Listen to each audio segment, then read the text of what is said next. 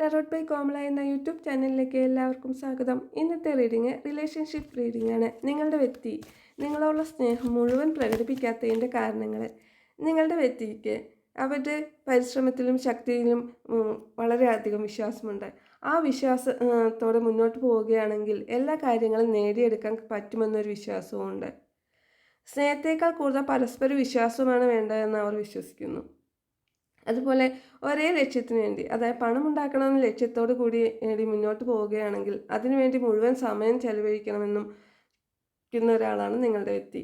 ആ പണം ഉണ്ടാക്കുന്നതോടെ മറ്റുള്ള കാര്യങ്ങളെല്ലാം നേടിയെടുക്കാൻ കഴിയുമെന്ന വിശ്വാസമാണ് അവർക്കുള്ളത്.